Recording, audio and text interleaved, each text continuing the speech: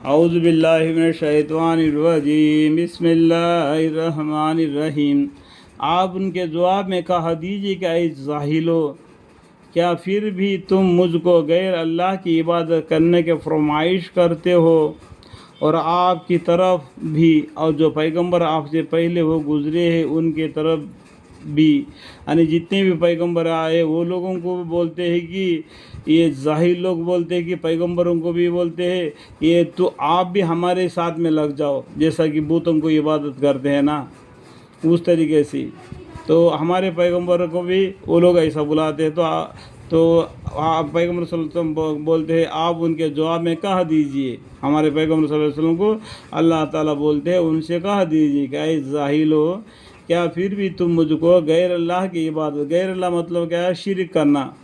کوئی دوسرا کو اللہ کے برابر رکھ کے اس کی عبادت کرنا، مطلب اس میں شرک کرنا، غیر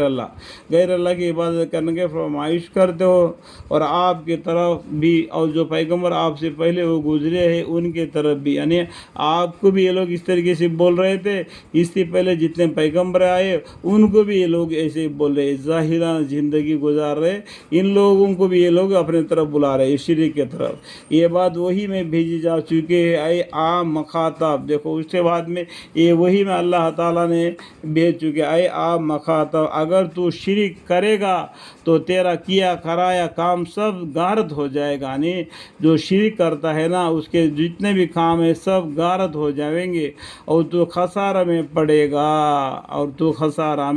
گا، تو نقصان میں پڑے گا۔ تو اے مخاطب کبھی شرک مت کرنا، بلکہ ہمیشہ اللہ ہی کی عبادت کرنا اور اللہ کا شکر گزار رہنا۔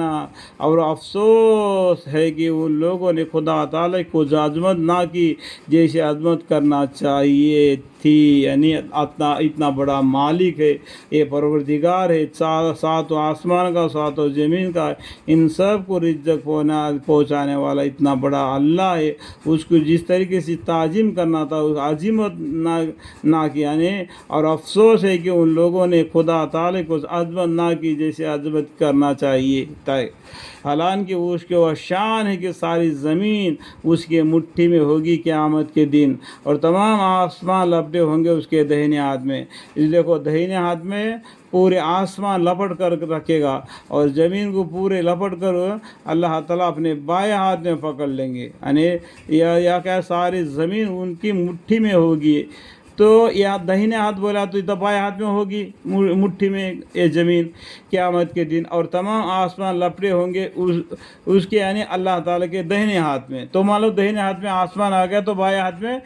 زمین آ گیا، تو اتنا بڑا شان ہے اللہ کی، ان اللہ علی کل شیء قدیر، وہ پاک اور برتر ہے ان کے شرک سے، یعنی اللہ تعالیٰ پاک اور برتر ہے ان کے شرک سے، اللہ کے برابر کوئی بھی نہیں۔ یہ اپنے من مانی سے جو زندگی بسر کر رہے اور کل قیامت کے دن اس کا حساب ان کو دینا پڑے گا، اور قیامت کے روز سور میں پھونک ماری جائے گی، قیامت کے دن سور میں پھونک ماری جائے گی تو تمام آسمان اور زمین والوں کے ہوش اڑ جائیں گے،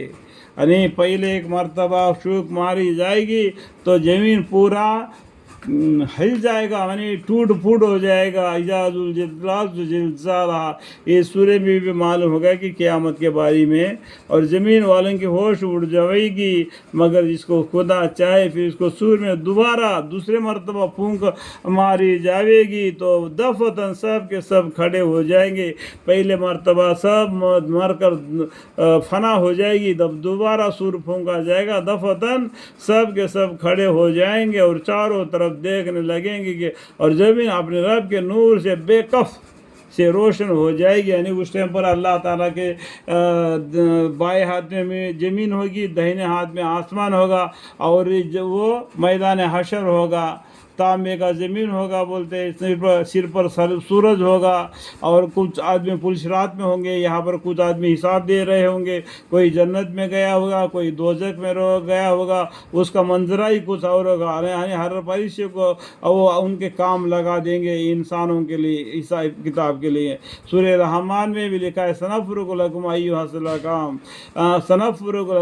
الثقلان فبأی آلاء ربکما تکذبان، ہم عنقریب تمہارے حساب حساب کتاب کے لیے خالی ہو جائیں گے. انیک قیامت کے دن سب کو حساب کتاب دینا پڑے گا.